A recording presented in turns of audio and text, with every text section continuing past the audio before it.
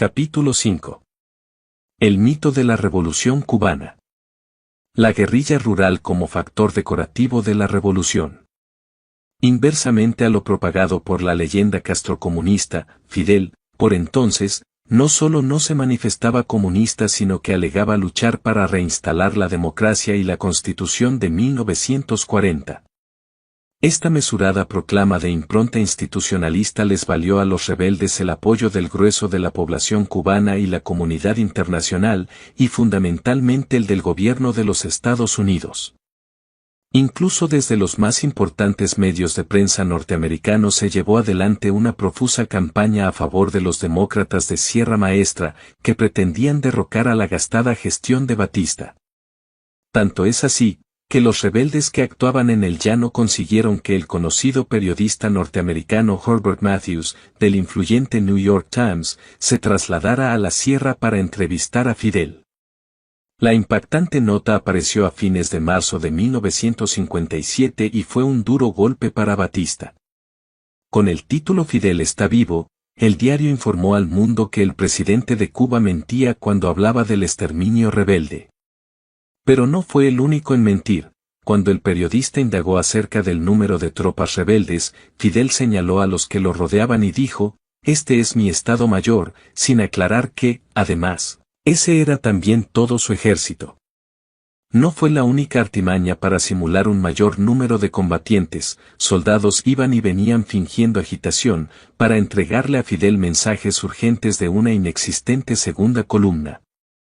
La puesta de teatro dirigida por Castro resultó exitosísima y el cronista norteamericano creyó y compró el sobreactuado panorama belicista. La crónica periodística fue redactada de un modo apologético para con los insurgentes y obtuvo un éxito de resonancia mundial. El consenso internacional comenzaba a girar sin disimulos en favor de los rebeldes de la libertad.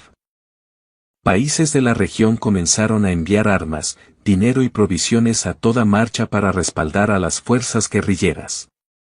A tal punto las potencias anticomunistas apoyaron a Castro y su presunto plan de restauración republicana, que el escritor marxista y agente de prensa del terrorismo montonero Pablo Giussiani remarcó que la primera propuesta de enviar armas a esos valientes jóvenes que se batían en la Sierra Maestra contra la dictadura de Batista no provino de grupo alguno que pudiera calificarse de revolucionario, izquierdista o siquiera popular, sino del almirante, argentino, Isaac Rojas, un conservador, considerado arquetípico del gorilismo.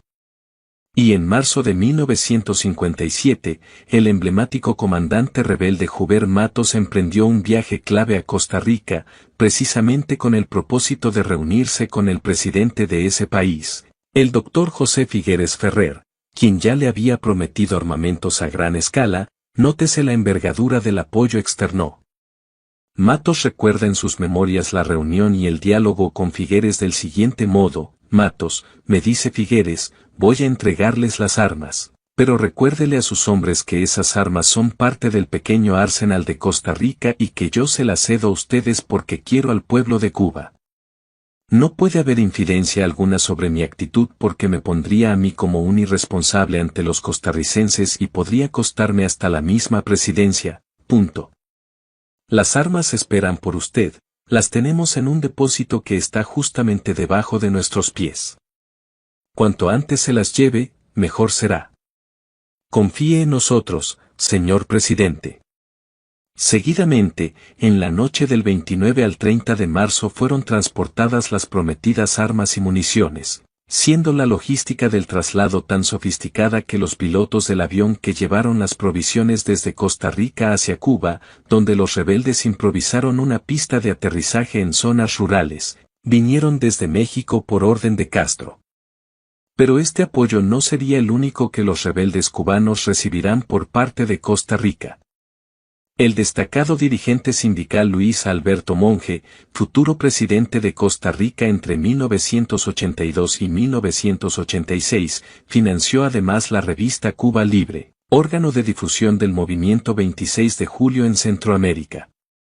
Por último, refiere Matos que además, el costarricense Frank Marshall les facilitó generosamente un buen número de fusiles con sus municiones.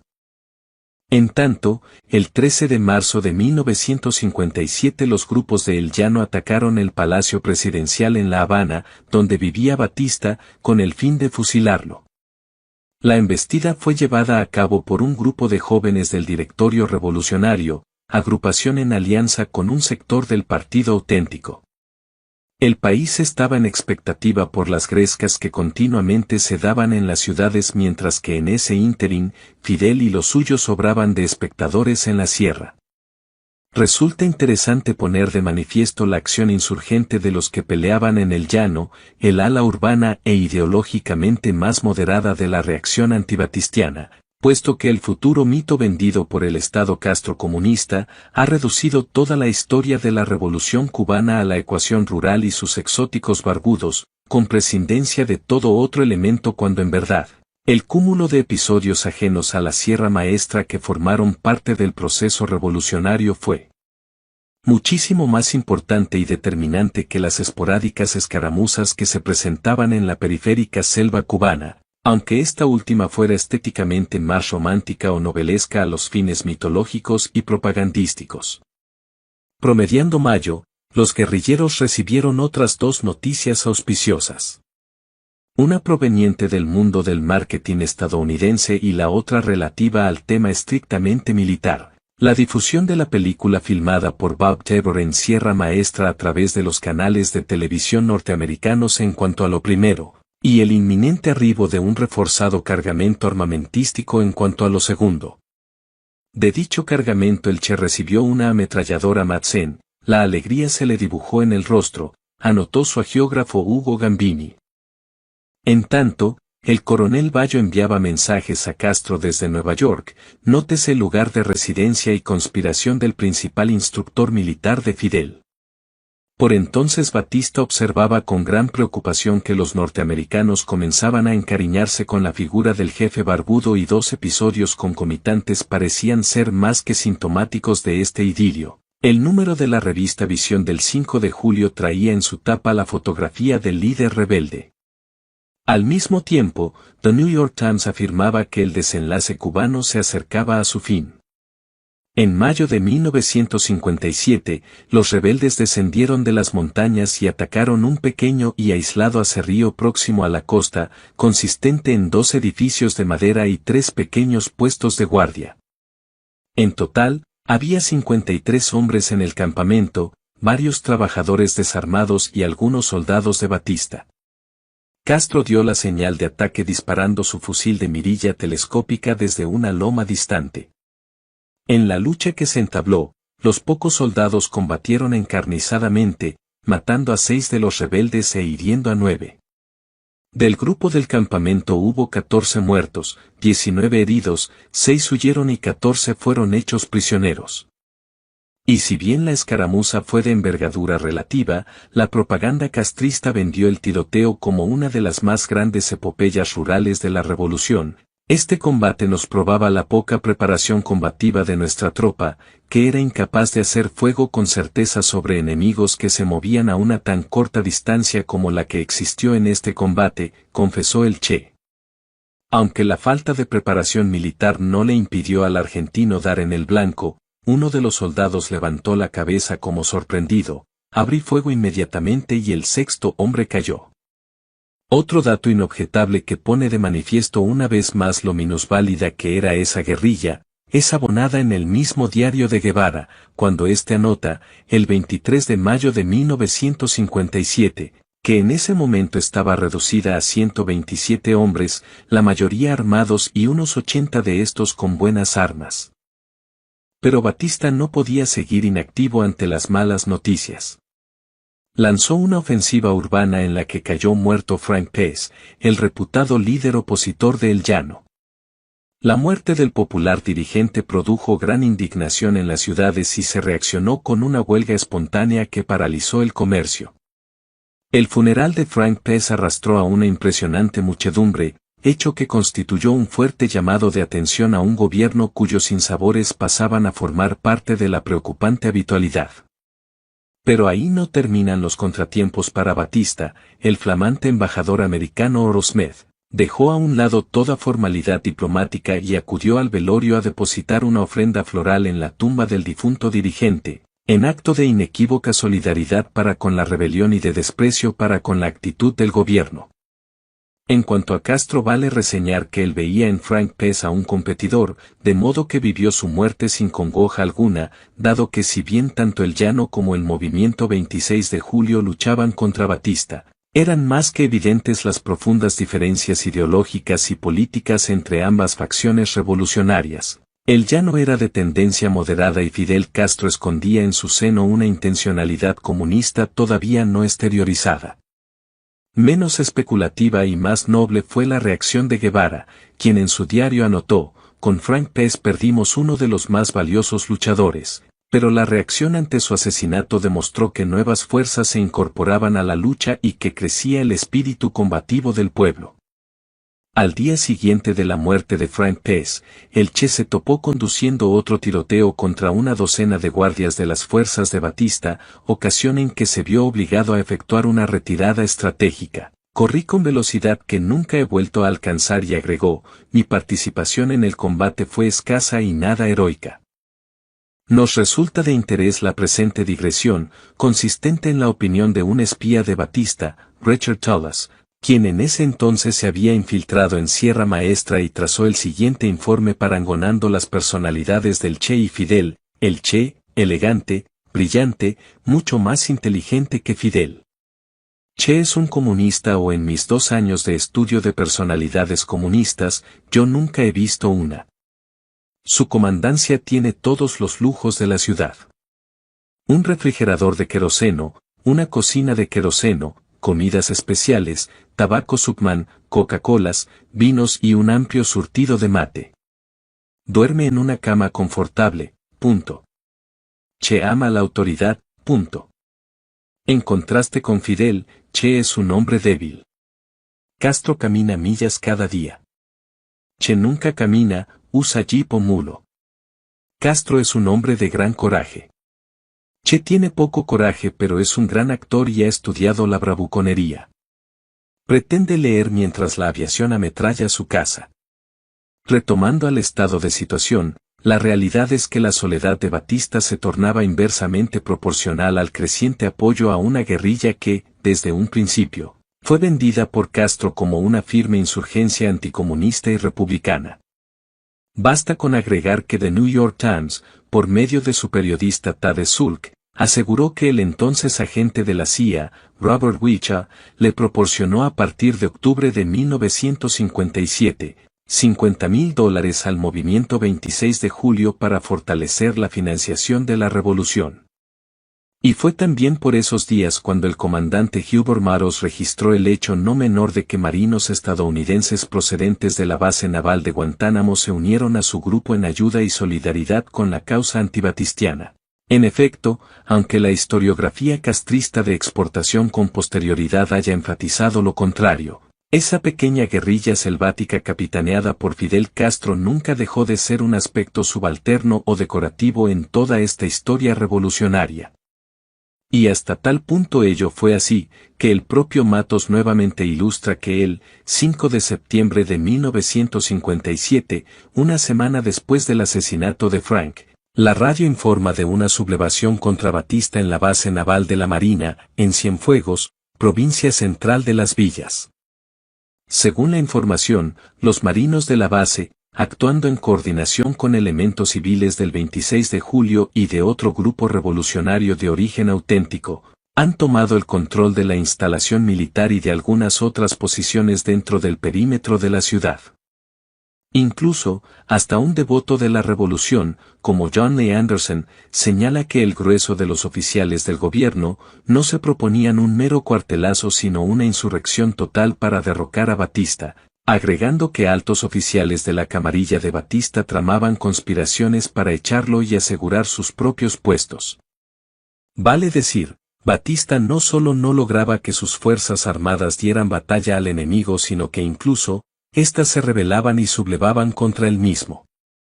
Para más datos acerca de la indiferencia de las fuerzas del gobierno respecto de la guerrilla rural, el Che Guevara anotó, a fines del año 1957, Las tropas enemigas se retiraban una vez más de la sierra y quedábamos dueños del territorio existente.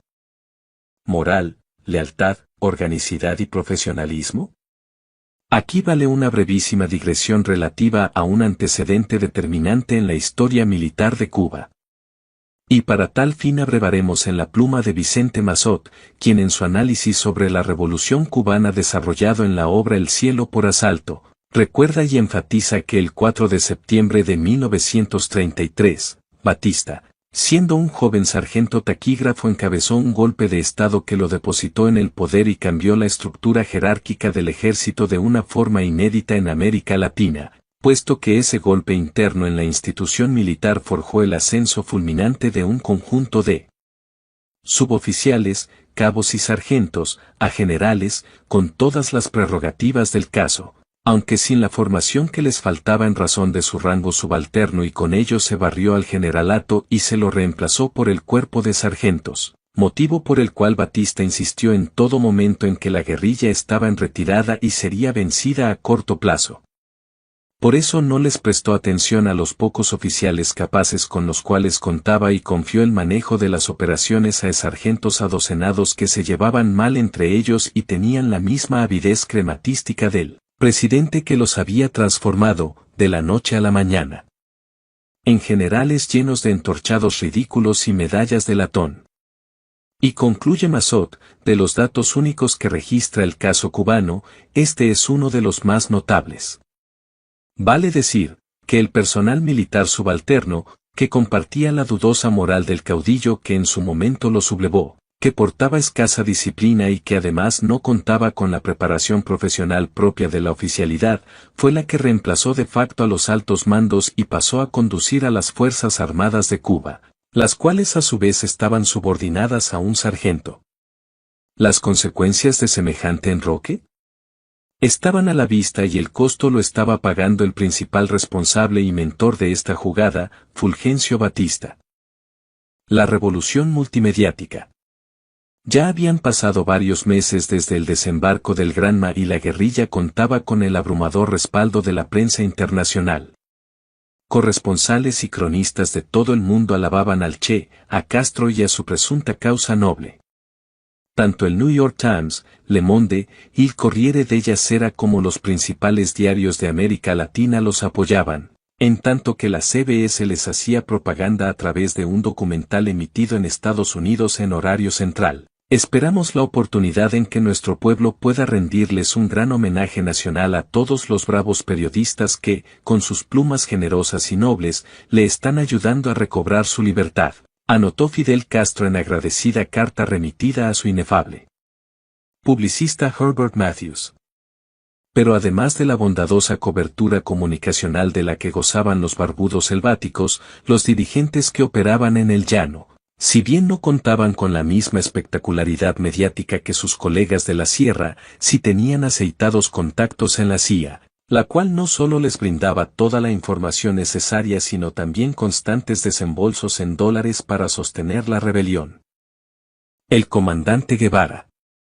El 21 de julio de 1957 fue un día de júbilo para el médico Ernesto Guevara, puesto que fue nombrado por Fidel Castro con el cargo de comandante de la segunda columna, la cual tenía asignada como territorio de combate la parte oriental de la Sierra Maestra, unos 20 kilómetros, dándole carta blanca, quedé nombrado comandante de la segunda columna del ejército guerrillero, anotó, añadiendo que la dosis de vanidad que todos tenemos dentro hizo que me sintiera el hombre más orgulloso de la tierra ese día.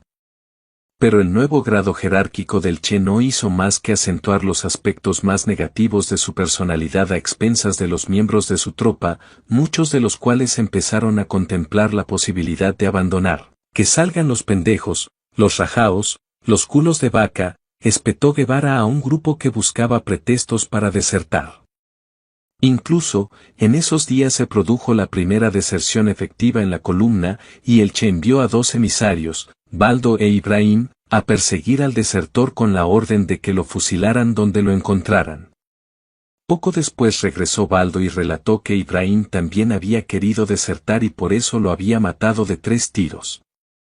En su diario el Che anotó su reacción: reuní toda la tropa en la loma anterior al teatro del suceso macabro, explicándole a nuestra guerrilla lo que iba a haber y lo que significaba aquello, el por qué se castigaría con la muerte la deserción y el porqué de la condena contra todo aquel que traicionara a la revolución.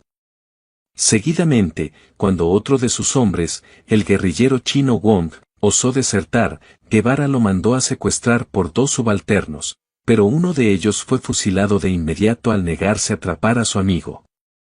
Fue entonces cuando el Che hizo desfilar nuevamente a su tropa en fila india ante el cadáver, un campesino humilde.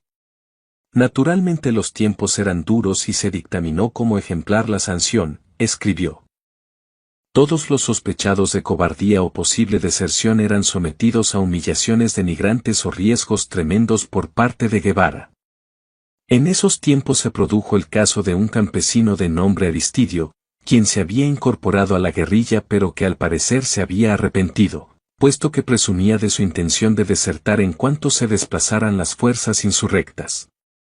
Sin más, Guevara lo mandó a fusilar. En mi carácter de jefe del sector realizamos una investigación muy sumaria y Aristidio fue ejecutado. Sin embargo, sobre este último homicidio el propio Che pareciera dudar o tener algún ligero remordimiento según consta en su diario. Hoy nos preguntamos si era realmente tan culpable como para merecer la muerte y si no se podía haber salvado una vida para la etapa de la construcción revolucionaria. Para Guevara, la práctica del fusilamiento comenzaba a transformarse en una suerte de hobby de connotaciones sombrías. De hecho, son escasísimos los registros en su diario en Sierra Maestra de haber matado a enemigos en combate y, por el contrario, él confiesa haber fusilado o mandado a fusilar a más de una docena que peleaban en su grupo, pero que por alguna razón a él no le inspiraban confianza o simpatía.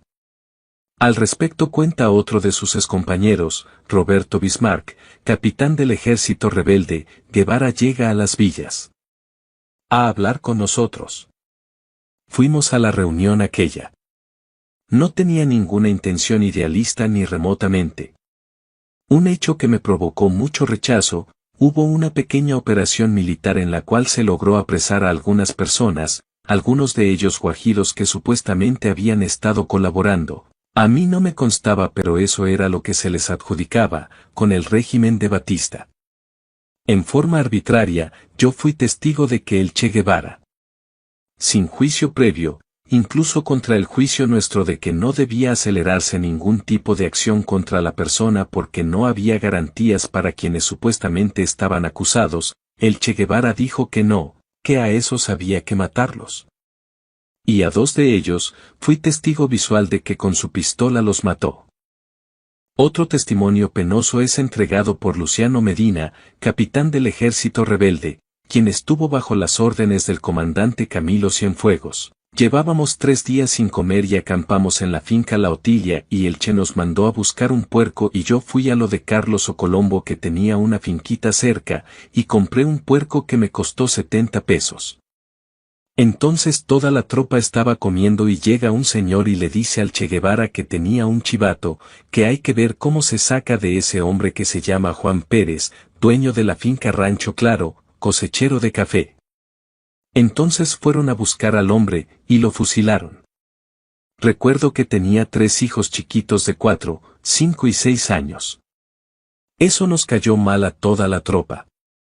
En cambio, cuando el encono para con el eventual desdichado no era muy significativo, el Che entretenía su morbo efectuando simulacros de fusilamiento. Podrá parecer ahora un sistema bárbaro este empleado por primera vez en la sierra, solo que no había ninguna sanción posible para aquellos hombres a los que se les podía salvar la vida, pero que tenían una serie de faltas bastante graves en su haber, justificó. La realidad es que Guevara no veía en los individuos nada dignificante, y estos solo valían en cuanto servían al todo, observando al sujeto particular como la más insignificante pieza del mecanismo. De hecho, a los trabajadores cubanos los consideró dientes de una rueda y calificó a sus guerrilleros como abejas de un colmenar, sosteniendo que importa poco que el guerrillero individuo salga vivo o no. Y a tal punto este era su verdadero pensar, que él mismo narró episodios en los cuales si bien no mandó a matar a un subalterno, sí lo exponía gratuitamente a situaciones de riesgo en las cuales finalmente moría. Cuenta el Che que después de la batalla de Santa Clara, recorre un hospital y un moribundo le toca el brazo y le pregunta si lo recuerda. Era un combatiente de su propia tropa al que Guevara había desarmado algunos días antes, en castigo por habérsele disparado accidentalmente su arma. Fue entonces cuando en represalia el Che le ordenó conseguirse otro fusil quitándoselo a un soldado enemigo. El joven guerrillero se había animado a cumplir la riesgosa orden, pero en el intento fue herido de gravedad. Murió unos minutos después, anotó Guevara y agregó: creo que estaba contento por haber demostrado su coraje. Otra vez, en sus escritos, aparece la aparente alegría que él le adjudica a su víctima por morir con valentía, en este caso por culpa de una orden absurda que el propio Guevara le dio a un subalterno. Otro dato bastante ocultado de la personalidad del médico Ernesto Guevara es que él se mostraba particularmente fascinado con las armas, fascinación que en principio no tiene nada de malo, excepto por el hecho de que contrasta radicalmente con el talante pacifista que le atribuyen muchos de sus feligreses y filmes lisonjeros. En mayo de 1957, al llegar a la Sierra Maestra un cargamento con armamentos que reforzaban a las milicias rurales, Guevara escribió: a la noche llegaron las armas. Para nosotros aquello era el espectáculo más maravilloso del mundo, estaban como en exposición, ante los ojos codiciosos de todos los combatientes, los instrumentos de muerte. Pero del uso del espectáculo más maravilloso del mundo no se salvaron ni los animalitos domésticos. Por entonces el Che le ordenó a su subordinado Félix que matara a un perrito que merodeaba por la zona y cuyos alaridos podían despertar sospechas de su presencia ante el enemigo. Félix me miró con ojos que no decían nada. Lentamente sacó una soga, la enroscó en el cuello del animal y empezó a ajustarla.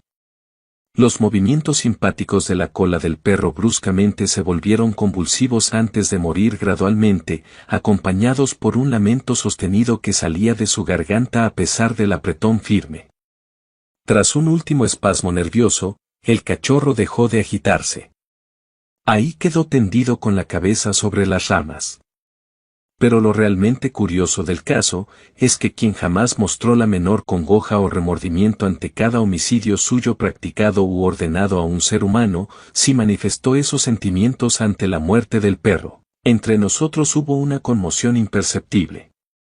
Otro desdichado ejemplo de justicia revolucionaria presenciado por los hombres de la columna del Che es testimoniado por el guerrillero Enrique Acevedo. Al amanecer traen a un hombre grandote vestido de verde, la cabeza tapada como los militares, con bigotes grandes. Es René Cuervo, que está causando problemas en la zona de San Pablo de Yau y Vega Layue. Ha cometido abusos contra los campesinos diciendo que pertenece al movimiento 26 de julio. El Che lo recibe en su hamaca. Al final el Che lo aleja con un gesto desdeñoso de la mano. Lo llevan a una hondonada y lo ejecutan con un rifle 22, por lo cual tienen que darle 3 tiros. El lugar sería bautizado como el Hoyo del Cuervo. Al cúmulo de episodios truculentos que estamos repasando para ilustrar al amigo lector, cabe sumar el protagonizado por el joven guerrillero de apellido Echevarría, cuyo hermano zarpó con el Che en el Granma.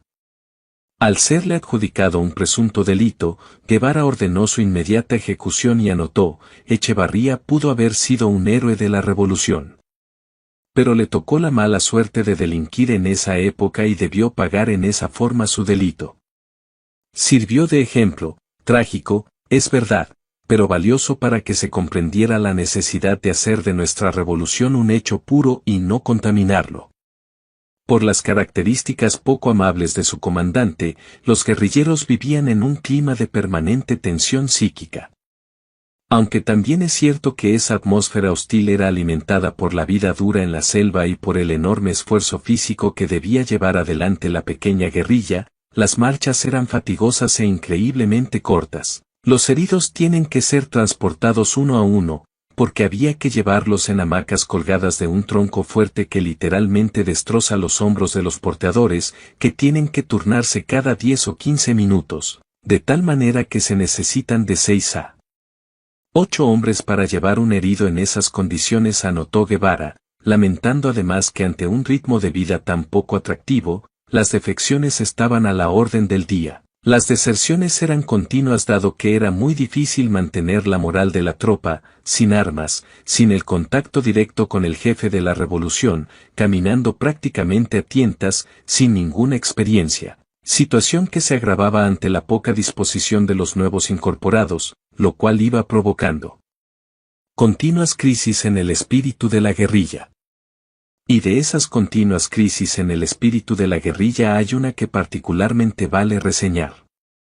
Por las consecuencias del trato y personalidad del Che se convivía con tal grado de nerviosismo, que en los diferentes escalafones de la columna empezaron a adoptarse medidas de gran severidad, emulando o mimetizándose con las praxis de su comandante. Todos comenzaron a interactuar en exacerbado estado de ansiedad y violencia apenas contenida. Resultó entonces que el guerrillero Lalo Sardiñas, considerado un combatiente de élite, amenazó con su revólver a un hombre indisciplinado y le disparó, matándolo. Los amigos de la víctima se indignaron y reclamaron la inmediata ejecución del oficial. La revuelta fue tal que Guevara no consiguió controlar el motín y Fidel acudió en su ayuda, proponiendo que se ponga a votación el eventual fusilamiento de Sardiñas. Los 246 guerrilleros amotinados depositaron sus hojas de papel en un casco. Se vivió un tenso empate de votos a favor de la muerte y en contra, 123 a 123.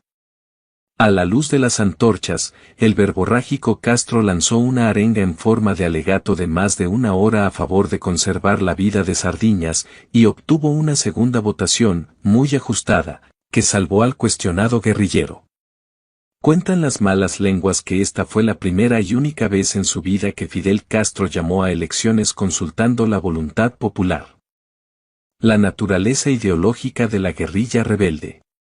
La guerrilla antibatistiana, es decir, el ejército rebelde, como fuera dicho, se dividía fundamentalmente en dos: el llano, de ideología moderada que operaba en zonas urbanas, y la guerrilla rural, cuyo máximo exponente era el movimiento 26 de julio al mando de Castro. De estos últimos, los comunistas de envergadura eran Raúl y Fidel Castro, además del Che Guevara. Pero Fidel, quien normalmente efectuaba las declaraciones a la prensa, no se cansaba de aclarar que él no tenía nada que ver con el comunismo, a efectos de seguir conservando el apoyo de la comunidad internacional y del pueblo cubano.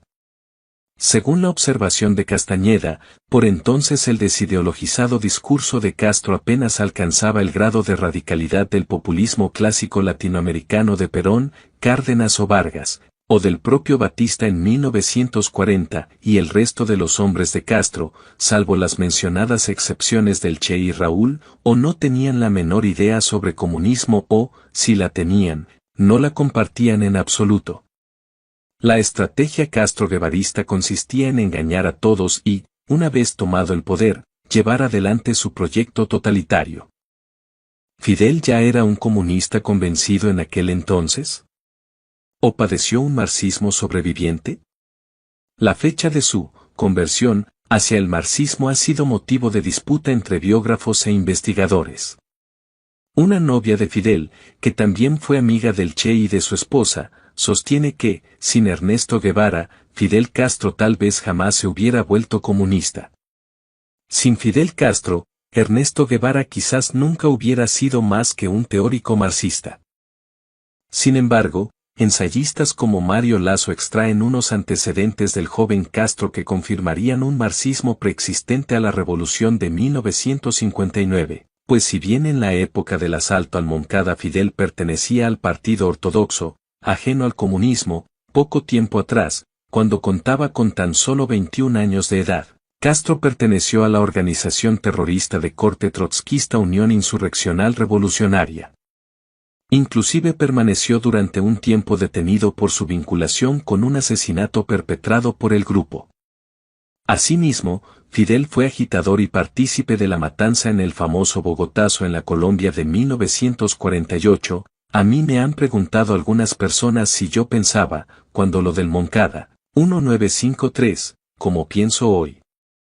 Yo les he dicho que pensaba muy parecido a como pienso hoy. Esa es la verdad. Lo digo aquí con entera satisfacción y con entera confianza, soy marxista-leninista y seré marxista-leninista hasta el último día de mi vida, declaró Castro el 2 de diciembre de 1961 con la revolución totalmente consumada. ¿Dijo la verdad ese día Fidel? Imposible saberlo, máxime viniendo dicha confesión de alguien caracterizado por haber sido toda su vida un mentiroso crónico. Lo que sí podemos sostener es que la formación marxista de Castro nunca fue académicamente sólida, insuficiencia ideológica que además siempre se notó, aunque ello no quita que no haya sido un comunista convencido. Los antecedentes de Castro aquí mencionados no son menores. En plena Guerra Fría, la CIA no podía darse el lujo de soslayar tamaños detalles, pero el lujo se lo dio y luego se pagaron carísimas las consecuencias de tamaña desaprensión, sea esta culposa o dolosa. Recordemos que en esos tiempos los Estados Unidos eran gobernados por las administraciones de Eisenhower primero y Kennedy después, a cuyas responsabilidades en el tema de Marras nos referiremos más adelante. En cuanto al Che Guevara, es dable señalar que, aunque sí era un marxista entusiasta, no se caracterizaba precisamente por ser un pensador del marxismo, sino un lector apurado que manejaba conceptos asistemáticos, cuando no panfletarios, los cuales fue radicalizando al extremo y cuyos cerrados dogmas le brindaron un rumbo o fundamento psicológico a la guerra que él llevaba consigo contra el mundo.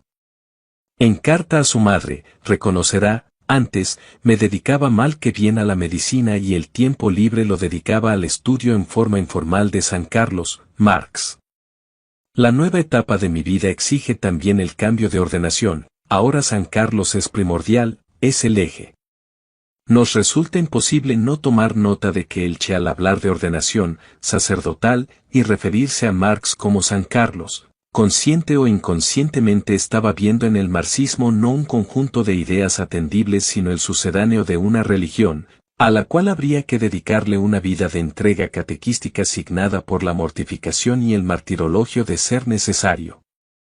Es más, en cuanto a que las lecturas de Marx le dieron a Guevara sentido a una vida que hasta entonces vagaba a la deriva, él mismo le confió a su madre, en carta fechada en julio de 1959. Lo siguiente, soy siempre el mismo solitario que va buscando su camino sin ayuda personal, pero tengo ahora el sentido de mi deber histórico.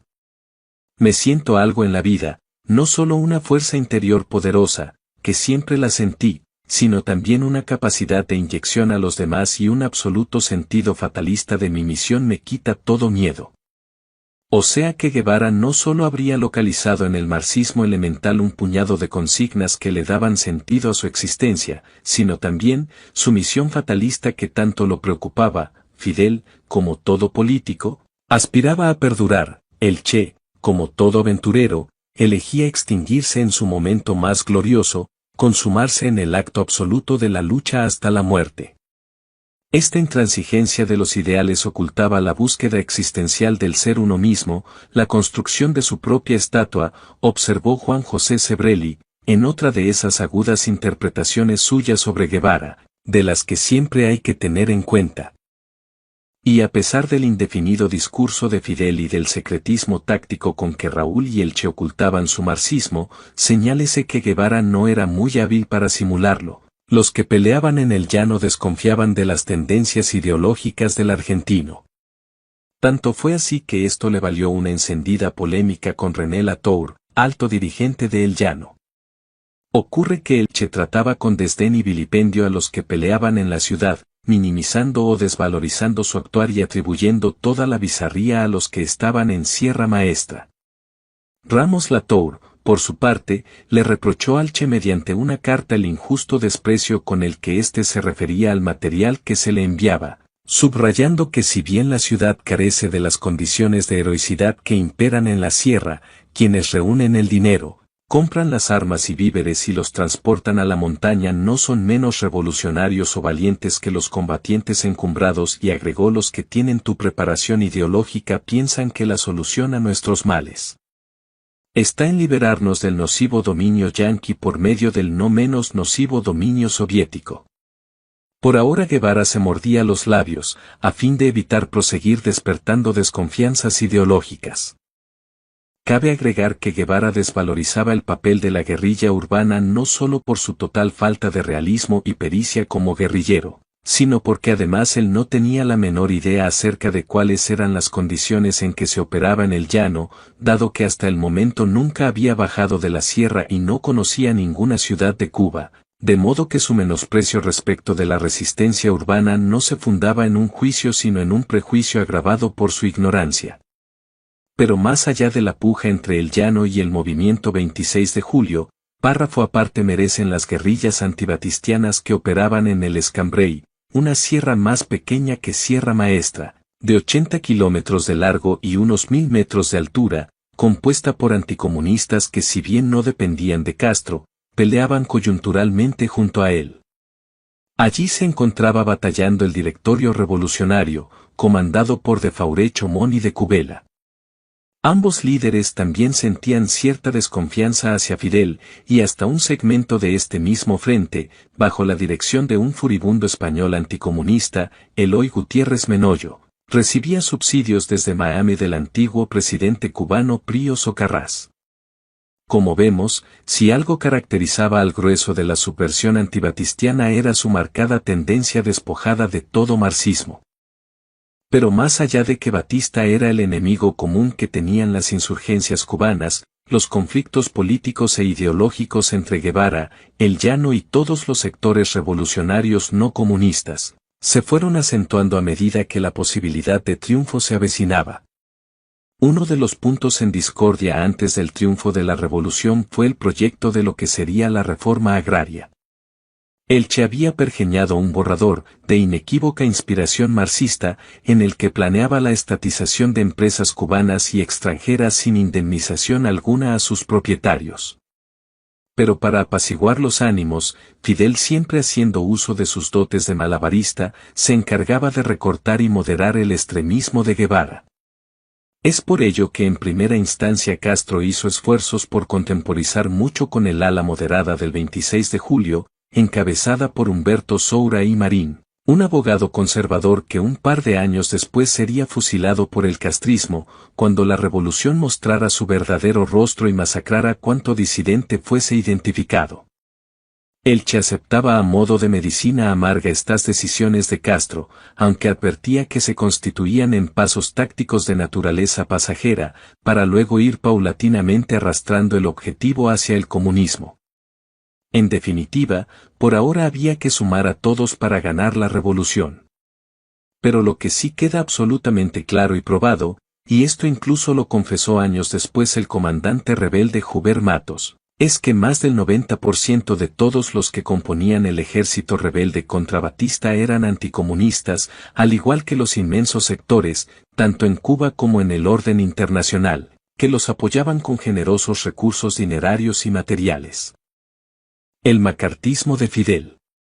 Las declaraciones públicas formuladas por Fidel Castro entre 1956 y 1958 se caracterizaron por su moderación e insistente apoyo en la Constitución de 1940, y para consolidar los respaldos cosechados en el mundo libre, el 12 de julio de 1957 emitió el difundido Manifiesto de la Sierra Maestra, el cual entre otras cosas declaraba que los rebeldes luchaban por el establecimiento de un régimen que garantizara la celebración de elecciones verdaderamente libres, democráticas e imparciales, y que creara las condiciones propicias para conducir al país por la vía de la legalidad democrática y constitucional, agregando que el gran ideal de los rebeldes era el de una Cuba libre, democrática y justa.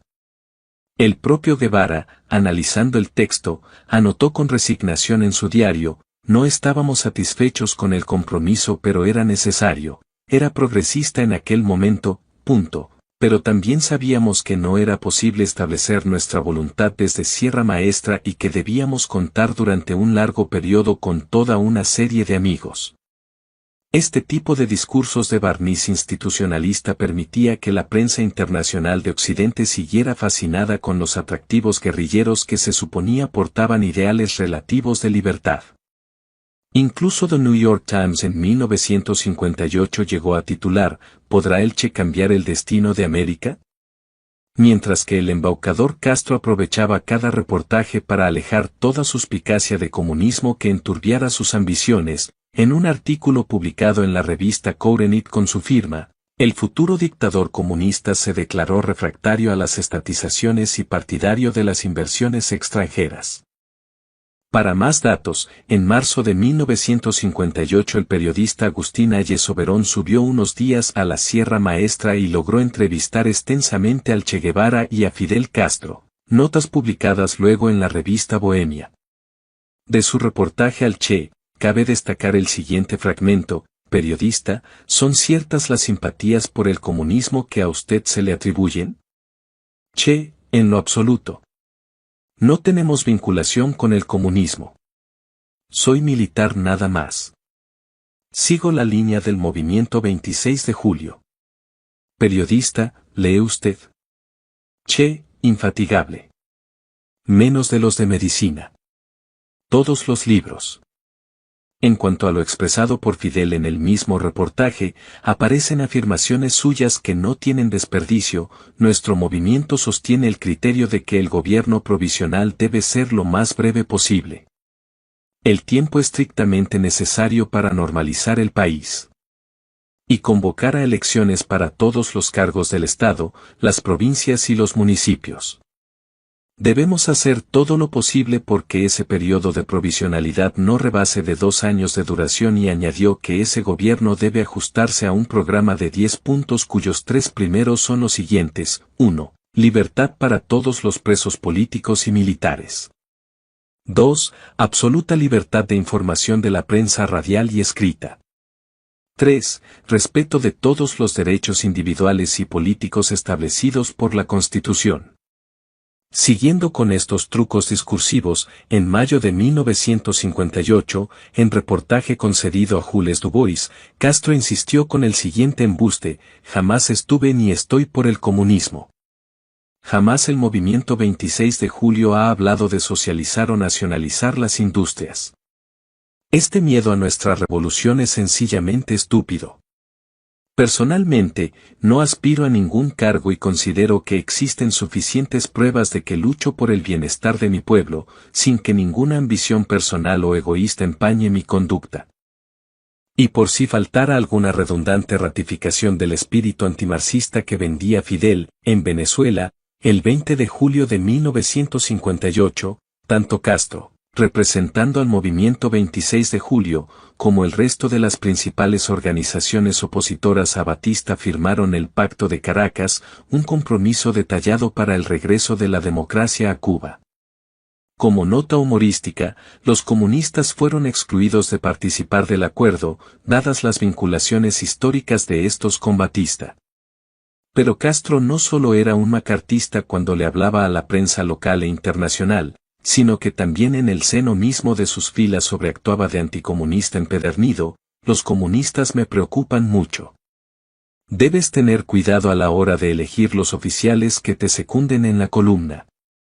Cuídate mucho de esto, le ordenó al comandante Hubert Matos. En tanto, la prensa americana seguía haciendo apología de los rebeldes. Ese año, un corresponsal del New York Times, Homer Begard, fue también enviado a la sierra para promocionar a los insurgentes, y sus constantes artículos incitaron a un equipo de televisión del Columbia Broadcasting System a filmar a diario a la guerrilla, y de este modo la televisión americana registrará y compartirá en tono laudatorio la vida de los guerrilleros durante casi 2 meses. Fidel Castro, ya convertido en un divo hollywoodense, en reiterativo reportaje concedido a su complaciente reportero Herbert Matthews declaró: puede tener la certidumbre de que no abrigamos la menor animosidad contra los Estados Unidos o contra el pueblo norteamericano. Y Matthews se dio el gusto de caracterizar a su promocionado Fidel como un idealista, animado de firmes convicciones acerca de la libertad, la democracia, la injusticia social y la necesidad de restablecer la Constitución y celebrar elecciones. En otra columna suya del mismo diario, el reiterativo adulador no vaciló en celebrar que el programa castrista traería en Cuba una reforma democrática y por lo tanto anticomunista. Mejor agente de marketing no se podía tener. Los artículos sobre Fidel Castro y la situación cubana que escribí en febrero literalmente cambiaron el curso de la historia del país, se jactó con orgullo Matthews, y tenía razón. La conjura continúa. Al finalizar el verano de 1958, las acciones contra Batista se multiplicaron por todo el país. La Habana se vio sacudida el 15 de marzo por lo que se conoció como la Noche de las 100 bombas, pero el golpe de efecto más espectacular fue el secuestro del campeón mundial de automovilismo, el argentino Juan Manuel Fangio. Raptado a punta de pistola el 23 de febrero de 1958 en el Hotel Lincoln y desde allí trasladado a una guarida, fue liberado 27 horas después. El episodio tuvo resonancia mundial y constituyó otro rutilante logro publicitario para la guerrilla. Para fortificar el apoyo de los antibatistianos que operaban en Estados Unidos, Aide Santamaría, veterana del Moncada, es enviada al aliado país del norte, que después de 1959 pasaría a llamarse el imperialismo, en donde fue recibida con todos los honores para coordinar y organizar una colecta a fin de obtener fondos de la colonia cubana y diversas organizaciones norteamericanas que conspiraban contra Batista desde distintas ciudades del vecino país amigo. Y tan amigo era, que Washington determinó darle el golpe de gracia a Batista en marzo de 1958. Decretando un embargo de armas a Cuba con el fin de desabastecerlo por completo y dejarlo sin municiones a corto plazo. A finales de junio, en medio de un bombardeo aéreo de las fuerzas de Batista por sobre las tropas rebeldes al mando de Raúl Castro, en el segundo frente de la Sierra de Cristal, Raúl ejecutó un ingenioso ardid deteniendo amablemente a 49 ciudadanos norteamericanos. ¿Con qué objetivo? Que Estados Unidos presionara a Batista por el cese de los bombardeos a cambio de liberar a los americanos confortablemente secuestrados. Conclusión, Estados Unidos exigió inmediatamente a Batista, quien obedeció sin mayores reparos, que cesen los bombardeos hasta la total liberación de los rehenes. Nótese la absurda situación, el agente comunista Raúl Castro llevó adelante una acción injuriante hacia ciudadanos norteamericanos y Estados Unidos, en lugar de tomar represalias contra los agresores, tomó medidas contra Batista. Esta y no otra fue la posición del imperialismo yanqui y la comunidad internacional contra el cada vez más solitario presidente cubano. Es más, con honestidad intelectual, hasta un autor socialista como Calfón reconoció en su gorda biografía sobre el Che que las tropas represivas del general Cantilo, el hombre más temido en las milicias de Batista, se encontraban en el siguiente estado: la moral de sus tropas es desastrosa. La mayoría, antes de combatir, se manda una volada con marihuana, tan fácil de encontrar en la sierra. Algunos desertan, uniéndose a la causa fidelista. Otros, hechos prisioneros, solo se marchan con la Cruz Roja tras haber obtenido un autógrafo de Fidel Castro, cuyo carisma hace estragos. Por lo demás, un antiguo oficial de Batista, de nombre muy francés, Coroneaux, tras haberse unido a la rebelión en tiempos de Frank Pez, realiza una jugarreta utilizando la frecuencia de radio de un tanque enemigo, inmovilizado por los guerrilleros, para que la aviación bombardee a los soldados de Batista. Mientras corrían turbulentos meses tanto en la Cuba urbana como en la Sierra Maestra, a diferencia de los relatos del grueso de los combatientes de esta y cualquier otra contienda militar prolongada, el Che Guevara jamás recordaba ni se preocupaba por su mujer ni su bebé. Además de ser un marido ausente, como padre también obraba con desapego y absoluto desinterés. Desde su llegada a la sierra, el propio Che había recibido varias cartas de su esposa que rara vez respondía. El 15 de febrero de 1958, el mismo día que su hija Gildita cumplía 2 años, su mujer volvió a escribirle una vez más para pedirle autorización a fin de trasladarse a Cuba y acompañarlo. Pero Guevara se tomó su tiempo. Tardó 4 meses en contestarle y su respuesta tuvo un tono tan inexpresivo como breve: no. Cuenta Agustín Alleso Verón, citado periodista de la revista Bohemia, que tras pasar 2 meses en la Sierra Maestra como corresponsal y reportear a Guevara en su campamento, marzo del 1958, entre las cosas que observé es que tenía una personalidad despótica, dura, cruel. Por ejemplo, le pregunto por su primera esposa Gadea y me dice: bueno, no sé de ella ni me interesa. Apatía e indiferencia marital, a la que le cabe agregar un dato clave recogido por el biógrafo John Lee Anderson, el cual explicaba por qué la presencia de Gilda no sería bien vista por su esquivo marido. El Che tenía una amante, la joven Zoila Rodríguez. El 5 de mayo de ese año, el presidente cubano anunció un plan de ataque para erradicar definitivamente la guerrilla. Anota Gambini que esta acción era para Batista una victoria segura, según se calculó, porque se descontaba que 300 guerrilleros jamás podían ofrecer resistencia a un ejército. Parece que el solitario Batista todavía no se había percatado de que su ejército no lo apoyaba, se le sublevaba anexándose a los rebeldes o en el mejor de los casos se rendía ante la posibilidad de cualquier tiroteo. Además, su guerra no era contra 300 guerrilleros sino contra toda la comunidad internacional. Ese mismo mes, el día 28, Carlos Franqui arribaba, proveniente de Miami, con una avioneta portadora de 20.000 balas, fulminantes eléctricos para las minas y carabinas italianas. El problema de Batista no era militar sino político. Los combates de la guerrilla cubana con las fuerzas regulares tenían mucho de escaramuzas esporádicas y por sobre todo, más que combates lo que había eran espectaculares campañas de relaciones públicas internacionales de prensa. Las entrevistas de The New York Times, Time, Life, Paris Match, Le Monde, Corriere della Sera y hasta el apologético documental de la CBS habían masificado la notoriedad de los guerrilleros, quienes contaban con la distendida simpatía de las familias del mundo occidental y capitalista que los miraban por televisión como quien mira un ameno y motivador thriller vespertino. Y que la guerra revolucionaria en Cuba tuvo mucho más de paródico que de real, lo confirma el hecho de que cuando Castro tomó el poder, el semanario Bohemia, órgano marcadamente antibatistiano, publicó una lista del total de muertos padecidos entre ambos bandos durante los más de 2 años de conflicto armado, sumaban 869, dato al que cabe agregar que de las bajas de la guerrilla, el 80% pertenecían a la guerrilla urbana, olvidadas de la historiografía oficial castrista, y apenas el 20% a la guerrilla rural de la sierra. La dictadura de Batista cae no tanto por una derrota militar como por una derrota política, pues el ejército, miles y miles de soldados, se rinden sin pelear, concluyó el precitado Carlos Franqui, escriba de Castro y director de la nombrada publicación opositora al tambaleante gobierno. Volviendo al desamparado Batista, a modo de esfuerzo desesperado, este trató de persuadir a los Estados Unidos de que los guerrilleros eran comunistas y solicitó de modo urgente apoyo del Pentágono.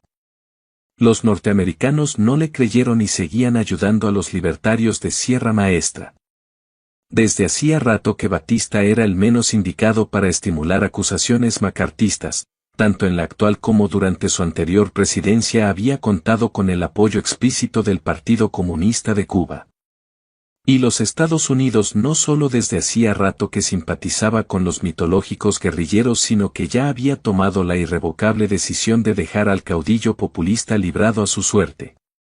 Al mismo tiempo, las acusaciones de marxismo que Batista le endilgaba a los guerrilleros contrastaban con las permanentes declaraciones anticomunistas de Fidel. Y en cuanto al marxismo de Guevara, quien a diferencias de su jefe no lograba disimularlo, la CIA de todos modos no lo tomaba en serio y en un informe del 13 de febrero de 1958 expresó que el Che, más que un agente marxista, es un aventurero, no un político profesional.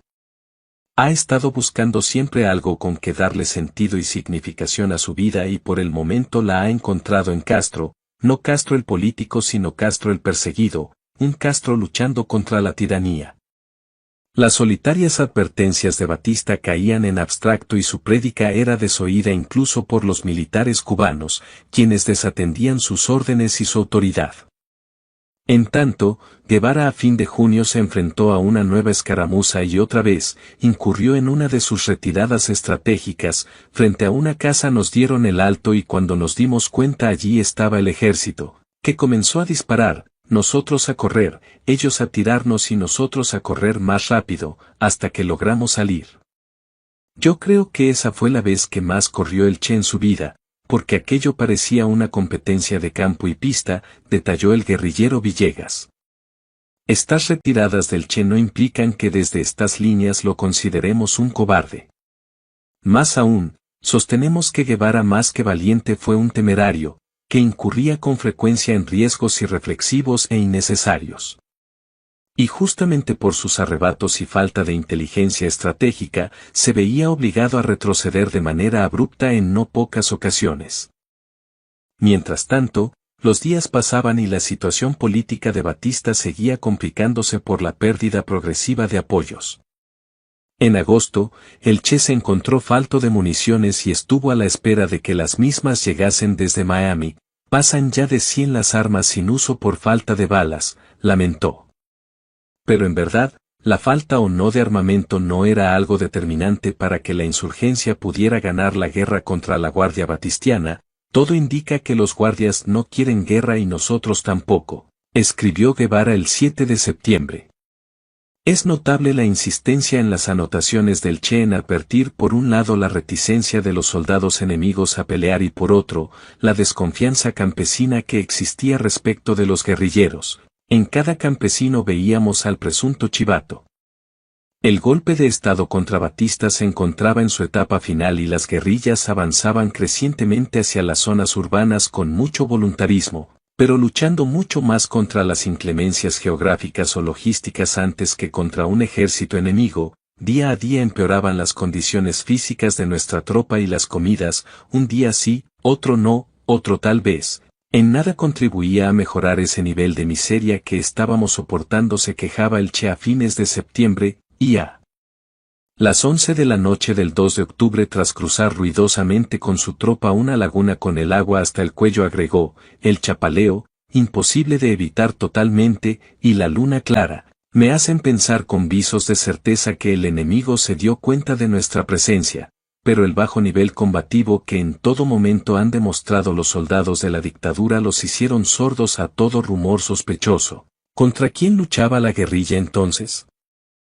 Pero independientemente del rol protagónico o no de la guerrilla en la Revolución cubana, lo que sí era constitucionalmente cierto es que Batista tenía los días contados, dado que su mandato estaba por vencer y él mismo había decretado elecciones presidenciales para el 3 de noviembre de 1958, en las que no participaría como candidato, puesto que la legislación no permitía la reelección.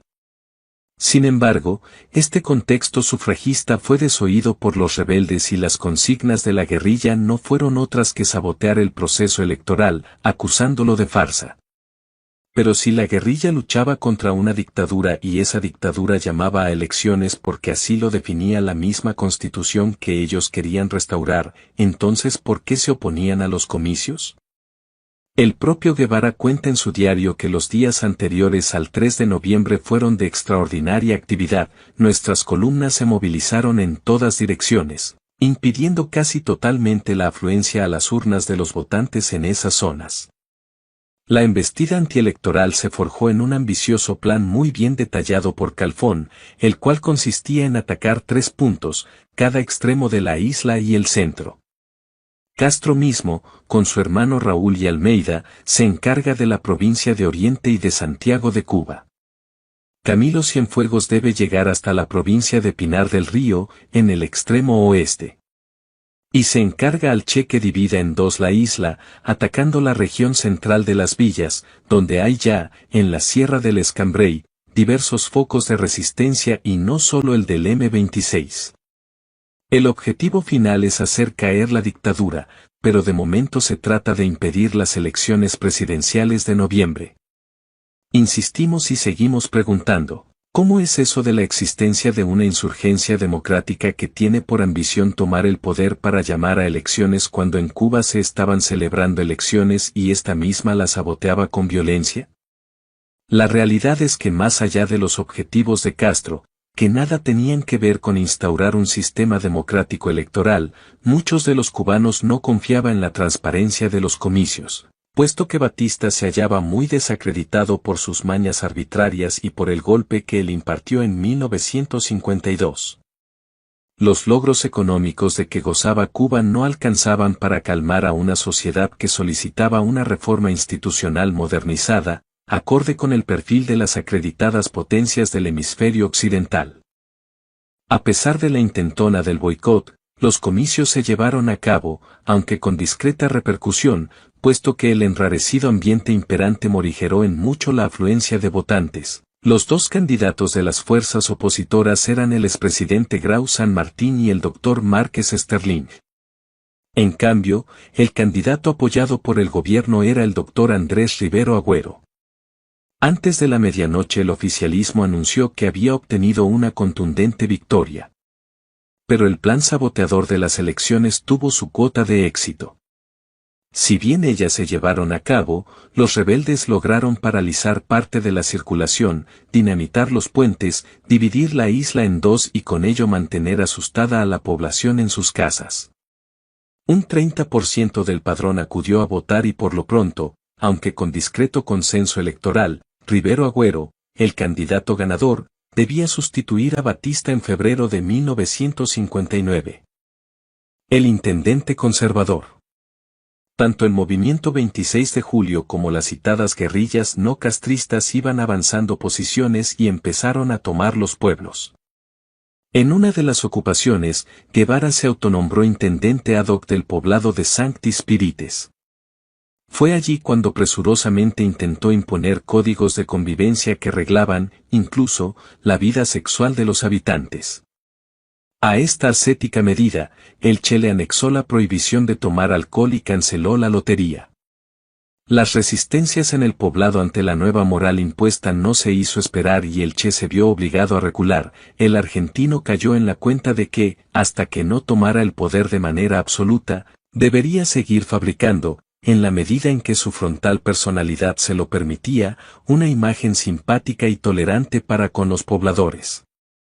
Y si bien Guevara recapacita y autoriza las relaciones que cada quien considere conveniente, sacerdotalmente elaboró un sermón exhortando a los lugareños evitar toda clase de desmanes que puedan ir minando la moral.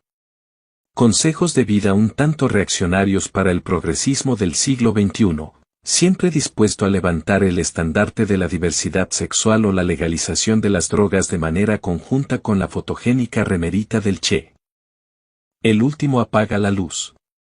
Si bien las semanas previas a que termine el año 1958 se habían producido algunas batallas de cierta importancia, el grueso de las tropas de Batista solían mantener inalterable la renuencia al combate. Los soldados se rinden aún en condiciones de superioridad militar, describe Castañeda. En consonancia, el comandante rebelde Juber Matos en sus memorias recuerda que el día 2 de noviembre de 1958, tenemos cercado el cuartel del Central Algodonal. Y mediante conversaciones, logramos un acuerdo, los 11 entregaron el cuartel y las armas, con derecho a marcharse a Santiago o incorporarse a nuestra tropa el que así lo deseara. Su jefe, un sargento, insistió en que no estaba pactando una derrota porque ellos entendían que la revolución podía ser beneficiosa para Cuba y nos pidió que militares y rebeldes cantáramos el himno nacional. Así lo hicimos.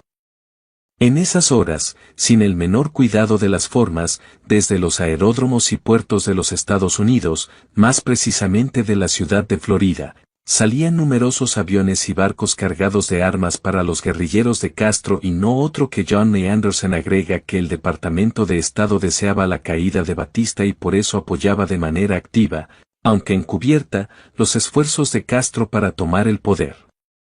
Tanto el subsecretario para Asuntos Latinoamericanos, Rory Bottom, como el flamante titular de la Oficina del Caribe, William Whelan, se oponían a Batista, al igual que el especialista de la CIA en asuntos cubanos, J.C. King.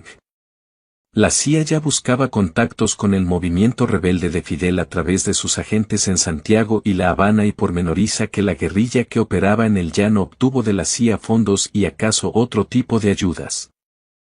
Finalizando el mes con algunas escaramuzas que hirieron a varios hombres de la guerrilla castrista, prosigue relatando Juber Matos que cuando visito a los heridos en nuestro hospital de campaña, recientemente instalado en Dos Bocas, un oficial me informa, comandante, algo raro está pasando en las posiciones fortificadas del cuartel del Cristo.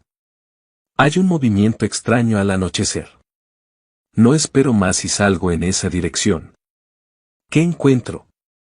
Una verdadera desbandada. Los soldados están abandonando sus posiciones, incluyendo el cuartel. Huyen escondiéndose en cañaverales y malezas y remata comentando que los prisioneros tomados al ejército están en actitud de cooperación y trabajan como auxiliares de nuestra tropa. Al optimista clima imperante, Matos le agrega otra buena noticia, en este caso proveniente del extranjero. El 9 de diciembre, después de varias horas en jeep, me encuentro a nuestro jefe. Fidel está eufórico.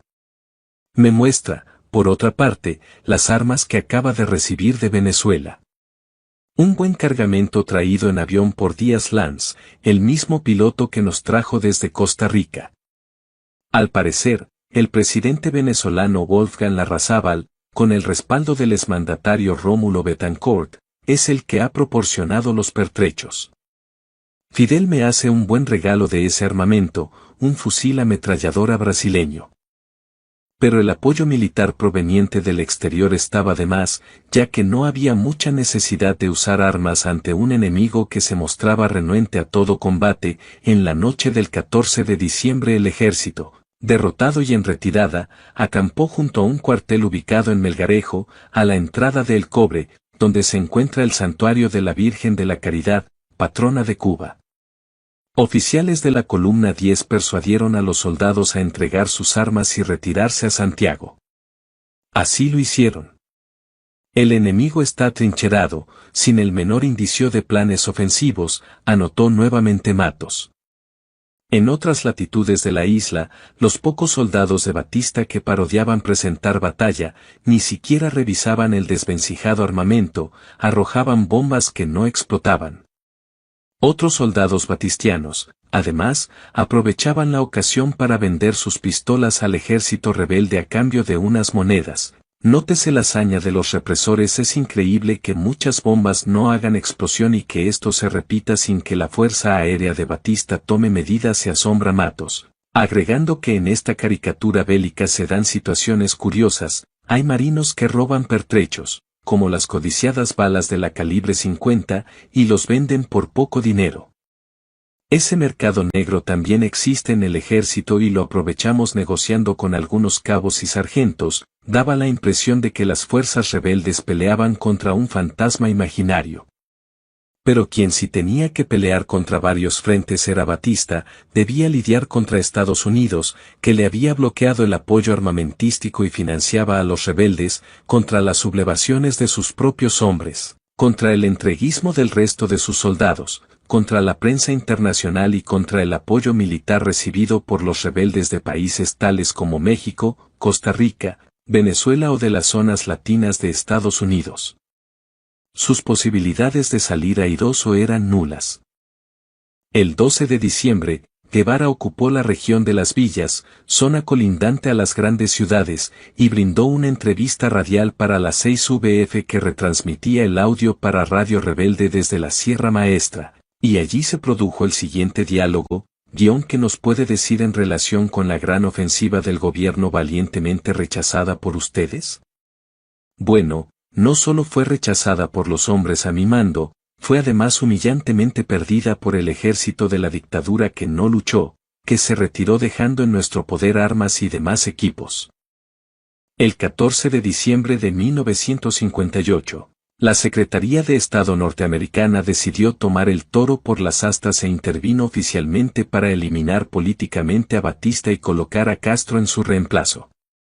Cursó instrucciones al embajador en Cuba Oro Smith de que comunicara al presidente que debía abandonar la isla. Acto seguido, el embajador norteamericano mantuvo una reunión con Batista en la que deliberadamente lo invitó a renunciar. Batista aún resumaba un aire de pujanza mientras permanecía sentado en un extremo de su despacho sin dar la menor muestra de emoción. Preguntó si podía trasladarse con su familia a su casa de Daytona Beach y se le dijo que primero debía pasar algún tiempo en España o cualquier otro país extranjero. Preguntó de cuánto tiempo disponía y se le respondió que no debía retrasar su marcha innecesariamente, pormenorizó Smith. El 22 de diciembre, en el territorio destinado a Hubert Matos, quedaba aún por atacar el cuartel de la microonda. Las tropas rebeldes se acercaron al lugar y se produjeron algunos intercambios de disparos, pero desde el cuartel gritan reclamándonos una tregua para volver a conversar. Cuando los nuestros dejan de disparar, vemos que los soldados se tiran por la ladera, abandonando las trincheras en racimos humanos. Es una fuga espectacular. Buscan irse por el lado de Santiago de Cuba. Lo de la tregua era una treta para iniciar la huida. Otra desbandada, como la de El Cristo, al caer la noche, narró Matos. Al último batistiano en irse se le habría encomendado apagar la luz. El imperialismo derroca a Batista. La entrega de Cuba al comunismo promovida por las administraciones norteamericanas en manos de Dwight D. Eisenhower, 1953 a 1961, primero, y John F. Kennedy, 1961 a 63, después, no es una mera teoría, sino una realidad concreta y confesada de manera taxativa por quien fuera el embajador en Cuba encargado de comunicar a Batista su expulsión. Incluso, una vez pasada la revolución, el mencionado Orly T. Smith expuso ante el subcomité del Senado sobre Seguridad Interior, revelando datos extraordinarios que ratificaron por completo el papel determinante de los Estados Unidos para la llegada de Castro al poder. Entre lo expuesto, Smith confirmó que, el régimen del presidente Eisenhower se empeñó en que Castro Ruz llegara al poder. Es difícil de entender esta política desde un punto de vista norteamericano. He demostrado que varias veces, cuando la ocasión era propicia y había oportunidades de encontrar una solución sin Batista ni Castro, nuestro Departamento de Estado se negó a dar su apoyo. Concediendo que Batista ya no fuera útil, la alternativa, desde luego, no tenía que haber sido Castro, nuestro enemigo. Y es necesario advertir que Castro no se habría encontrado en la situación de alcanzar el poder y no hubiera podido crear el medio para tomarlo sin la buena voluntad del cuarto piso, en donde funcionaban las oficinas de asuntos latinoamericanos del Departamento de Estado americano. Era imposible que el subsecretario de Estado Rory Bottom, su compañero William Wieland y el cuarto piso no estuvieran enterados de las aficiones comunistas de Fidel Castro. No existe la posibilidad de que la CIA no lo supiera y Smith completa su argumento recordando que desde Florida salían soldados, municiones y armas y corriente incesante, y se entregaban a los revolucionarios que se hallaban en las montañas de la Sierra Maestra. Incluso, esta decisión política no fue una especulación de último momento del gobierno norteamericano sino que era algo ya pensado desde bastante tiempo antes. Más aún, el antecesor de Oro Smith en la embajada norteamericana en Cuba, Robert C. Hale, quien culminó su mandato diplomático en julio de 1957, al traspasar su cargo a Smith le vaticinó su pesar espetando, lamento que vayas a Cuba. Te envían a Cuba para presidir la caída de Batista. Se ha tomado la decisión de que Batista tiene que desaparecer. Necesitas andar con mucho cuidado. Declaración del embajador Robert Calle-Hill en el Senado, 12 de junio de 1961. Si la CIA tenía expreso conocimiento sobre la afiliación comunista de Castro pero no reparó ni se alarmó por el detalle, eso sería un dato que nosotros no lo podemos suscribir ni rechazar. Tampoco podemos saber si por inoperancia o impericia investigativa, la CIA fue efectivamente engañada por Castro y sus declamaciones macartistas. Empero, lo que sí es una verdad de apuño, es que el derrocamiento a Batista lo hizo Estados Unidos y no un puñado de campesinos analfabetos. Va de suyo que no es esto lo que se enseña en los colegios cubanos desde 1959 a la fecha. Caso contrario, deberían cambiar la efigie de los idolatrados íconos de la revolución, Cienfuegos, Guevara, Castro y algunos otros barbudos más, por la de los presidentes norteamericanos Eisenhower y Kennedy, respectivamente. Pero eso le quitaría épica a la engañosa mitología revolucionaria, tan frecuentemente apañada por la progresía transnacional y la prensa bien pensante. El último paseo. Mientras los norteamericanos expulsaban al presidente cubano, una de las gestas guerrilleras más espectaculares que la leyenda castrista vendió sobre la revolución fue la toma de Santiago de Cuba, la segunda ciudad del país en importancia estructural y la primera en importancia militar. Pero muy lejos de la batalla heroica, la toma de Santiago no distó mucho de asemejarse a una alegre caminata deportiva.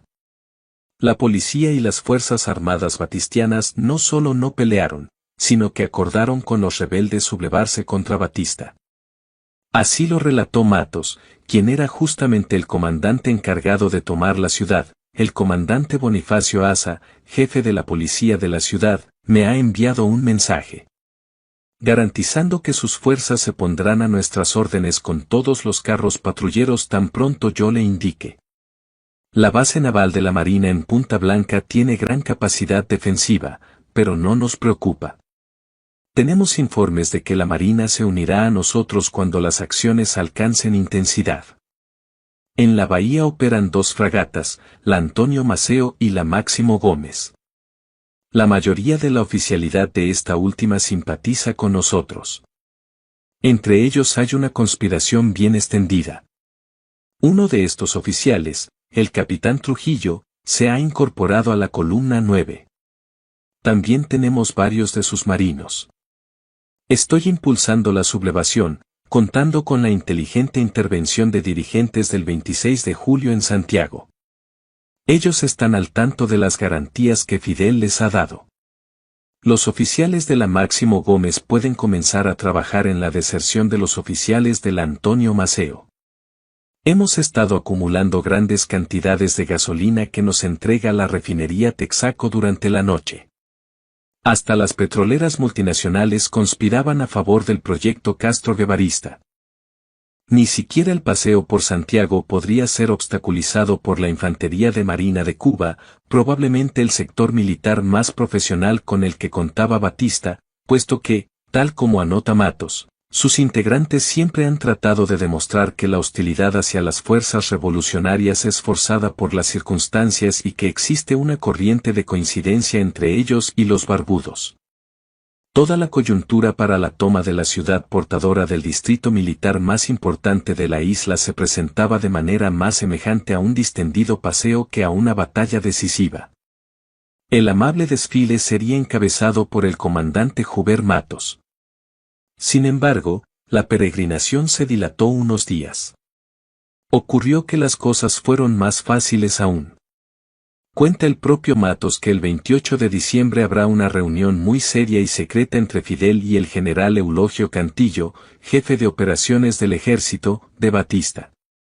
Con la más absoluta reserva él y Fidel han intercambiado recados, notas y cortesías. La reunión se celebra en el Central Oriente. Los pocos que lo saben viven momentos de tensión. El resultado es un pacto para poner fin a la guerra el 1 de enero, con un reconocimiento del triunfo de la revolución y una alianza entre los militares y los rebeldes. 3 horas después de concertado el acuerdo, llega Raúl Castro a la comandancia de la columna 9. Viene contento, con un mensaje verbal de Fidel: Juber, vengo a buscarte, me dice entusiasmado. Se ha logrado hoy un acuerdo con Cantillo por el cual el 1 de enero de 1959 termina definitivamente la guerra. En la ejecución del plan tienes una importante participación. Fidel necesita conversar contigo, te espera cerca de Palma Soriano. Fidel, Raúl y yo conversamos en privado. Juber, como tú ya sabes, hemos llegado a un arreglo con Cantillo. El 1 de enero, a las 3 de la tarde, tú estarás en el cuartel Moncada representándome a mí y al ejército rebelde. Irás con 300 hombres escogidos de tu columna. Allí se hará un pronunciamiento conjunto del ejército rebelde y del ejército nacional, poniendo fin a la dictadura y a la guerra y proclamando el triunfo de la revolución, la unificación del ejército y la instauración de un gobierno civil. Desde Santiago se le dirá a la nación que el ejército rebelde y el ejército nacional se han convertido en una sola fuerza. Además, daremos lectura a los puntos principales sobre los que se basa el acuerdo. Finalmente Cantilo dilató el evento 5 días más. ¿Por qué razón? Pues para dar tiempo suficiente a que Batista preparase los detalles de la retirada prevista para el 1 de enero que Estados Unidos le había ordenado. En cuanto al citado comandante Bonifacio Asa Grasso, jefe de la policía de Santiago de Cuba, quien ofreció sus hombres al servicio de los rebeldes, este fue fusilado tras la revolución en 1959, cuando se advirtió que no simpatizaba con las ideas comunistas. La masacre de Santa Clara. Y a todo esto, ¿qué era de la vida del Che Guevara? Según la leyenda castrista, el Che encabezó el golpe final, que fue la batalla de Santa Clara, entre el 29 y 31 de diciembre de 1958. Otro cuento que vale la pena revisar. La realidad fue que los guerrilleros del Segundo Frente Nacional del Escambray, sector rebelde, pero no castrista, que peleaba en las sierras del Escambray, ya habían conversado con los soldados de Batista y estos habían manifestado, al igual que en la mayoría de las unidades y cuarteles militares, la total voluntad de no pelear en Santa Clara. Tan baja era la moral de combate de las fuerzas de Batista, que un sumario de la inteligencia militar del gobierno fechado el 27 de diciembre notificaba lo siguiente: las tropas en general en aquella provincia, Santa Clara, se observan con mucho pesimismo, y se quejan de que en ningún caso, donde se han batido con los alzados, siendo estos más numerosos y haber pedido refuerzos de hombres y parque, se les ha enviado. Entonces los soldados de Batista avisaron previamente a los rebeldes que llegarían en tren a Santa Clara y entregarían sus armas en el acto. Los laureles se los llevaría el Segundo Frente Nacional del Escambray y no las tropas de Guevara, que tenían la misma zona de operaciones. Por añadidura, aquellos quedarían con mejor imagen y posicionamiento político para gestionar o influir hacia una transición en consonancia con lo prometido, normalizar la institucionalidad de Cuba en clave republicana. Pero esta pretensión cívica entorpecía los herméticos planes castroguevaristas de alzarse con el poder e imponer el comunismo. Ante esto, Guevara fue más allá y les ofreció dinero a los ya rendidos militares de Batista, quienes aceptaron de buena gana. Entre rendirse gratis y rendirse con una paga no tuvieron mucho para pensar. Tras el pacto de rendición y soborno, el Che, a sabiendas de que los soldados no iban a tirar una sola bala ni estarían en posición de combate, al llegar el tren con las tropas adentro, ordenó a sus guerrilleros tirarles a mansalva, aprovechando que los oponentes estaban totalmente desprevenidos. Recuerda Lázaro Asensio, quien fuera comandante del ejército rebelde, que el tren blindado fue una acción de traición del Che Guevara. El famoso tren blindado estaba dispuesto a entregarse al Segundo Frente Nacional de Escambray. Las condiciones eran muy sencillas. Los soldados del tren blindado iban a entrar por la zona del acueducto de Santa Clara y allí nos iban a entregar las armas, con el compromiso de que ellos se quedaban ahí sin pelear.